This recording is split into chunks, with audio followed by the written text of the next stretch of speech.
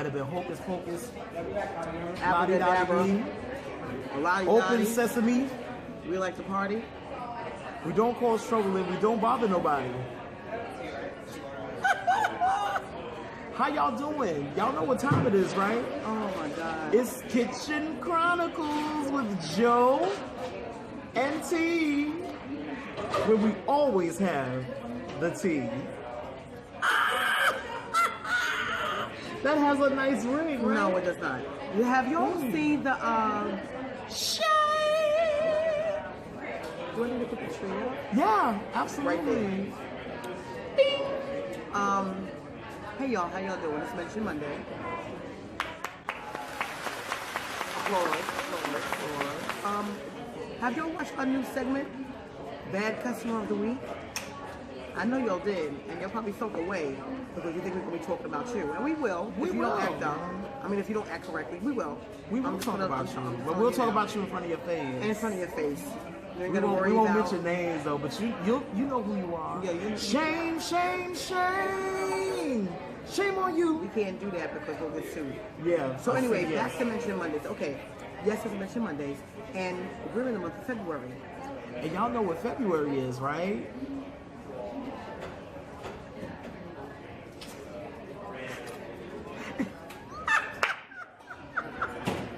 It's Black History Month, and because we are chefs, and because we are Black chefs, we wanted to mention some of the African Americans who have trailblazed the culinary scene through and down the years. So, And we will also be talking about like what foods we have brought into the American culture. It's not always soul food. Don't believe the hype. you'll be surprised at some of the things that some of the African cooks brought with them from the motherland over here. But y'all stay tuned. We got a whole month. Stay tuned. Do So some research. we're going to start off this Mention Monday with Chef Hercules. Now, when you hear the word Hercules, you normally think of this kind of Hercules, insert here, or you think of the other Hercules. Hercules. And for those of you who do not know that movie, Shame on you. unsubscribe yourself from my channel. But there's certain things that you should have seen by now. But yeah, so Chef Hercules was his name. We don't know his last name. He was the first president's black chef, ran the kitchen. George Washington, that's right, y'all. George Washington had a black chef in the White House. Although the White House wasn't in Washington then. It was in Philadelphia. Yeah, Philadelphia, Philadelphia was considered the first capital of the United States. Correct. Outside of Washington. Well, first he had, George Washington had Hercules cook in his home in Mount Vernon. And then when he moved to the White House in Pennsylvania, Hercules moved with him and ran his kitchen and fed him and all his guests. Generals and whoever came through. So he was the first executive chef of the White House. He has an interesting story. Chef Hercules was trained by some of the other cooks, some of the other slaves that worked in the White House kitchen. In the Mount Vernon. Not the White House, in the Mount Vernon kitchen. And wound up taking over that position as pretty much the head of all. So the story goes that he pretty much ruled with an iron fist. Mm-hmm. He was no nonsense. He was very on top of his stuff. And of course, y'all gotta know that it was some soul food going on in the White House. You know he was feeling himself. He was a slave, cooking for the President of the United States. You know he was feeling himself. And for him, he was making a whopping $250 a year.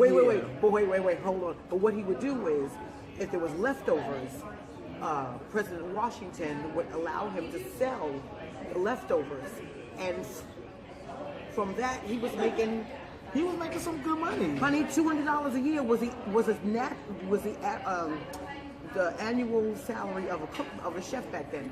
$200 a year. He was rolling. He was rolling in the. I think I read this somewhere that he was wearing the finest threads. Yeah, he was. He in the area where they lived in at the time. You know, of course, you know, a lot of the slaves couldn't, you know, maneuver to and fro places without go in front doors of places. He was very well known, and he would walk in the front doors, and you know, he was highly respected. He was highly respected, and it's also he had a wife. Yes. Three kids, 3 or 4 kids, three children. Right. His son actually worked in the kitchen with him.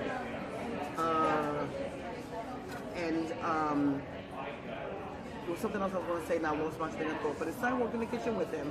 I'm just going back to the fact that, you know, he was feeling himself. He was probably cocky and arrogant. He probably was.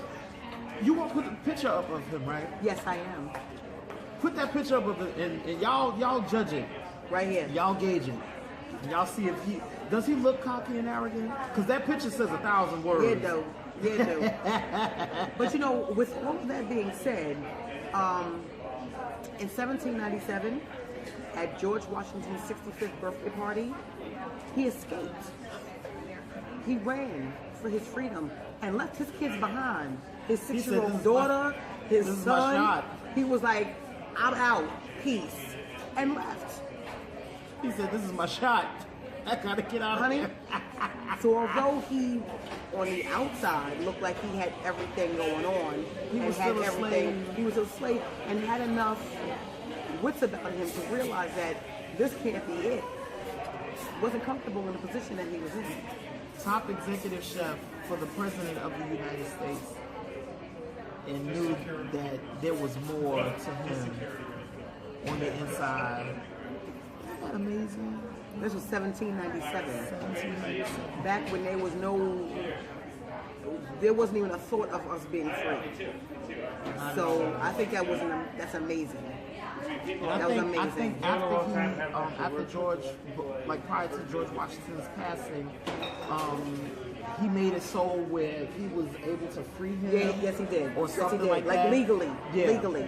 So he wouldn't be brought back, basically, like dragged back to where he was. He legally freed him. And they don't know, like, what happened with his children after that. I'm sure if you do. He did remarry because his first wife passed. Right. So he did remarry, but there's nothing really in the books that say that he was remarried. But the story goes that he did remarry. But he wound up, like, towards the end of George Washington's life, being free, like legally free. And I think he lived the rest of his life in Virginia. Not sure about that. Yeah, it's like towards the end of his life. It's no like dates of when he passed or anything like that. So I'm pretty sure he went on living his life and, you know, making strides and doing whatever he did. So it's just amazing to know that the first president's cook was. Did you have to look that out right before? Right before? Okay. Maybe it's not on the camera. Everything is on the camera. So what did our first hostess eat for breakfast? Yes. Guess what?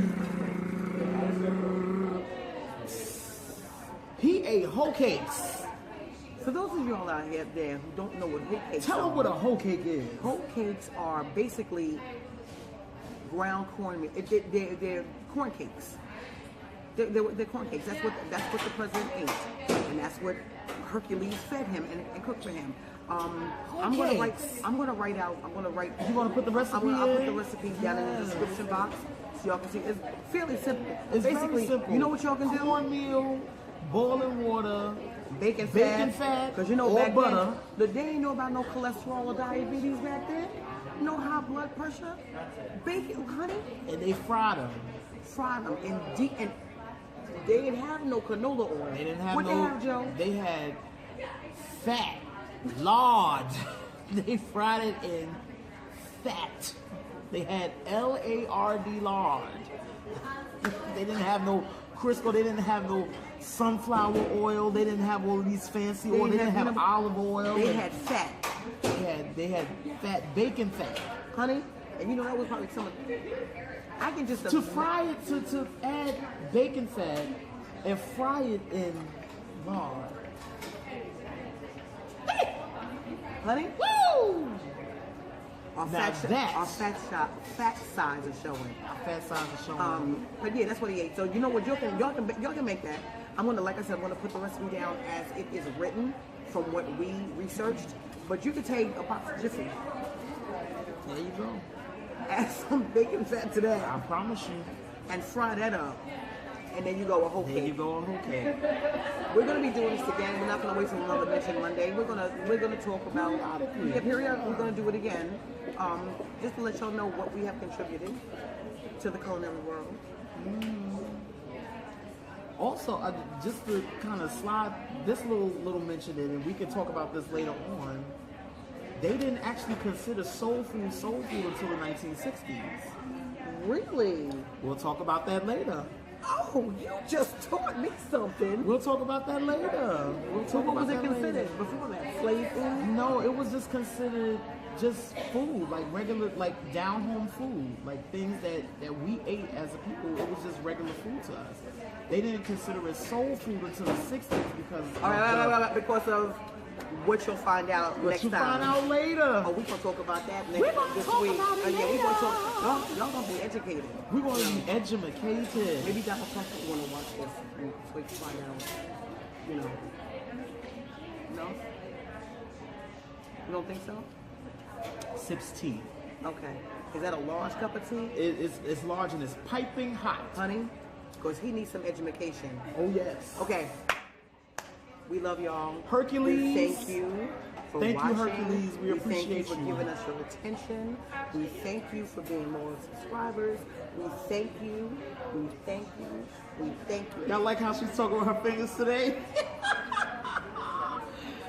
Murder she wrote.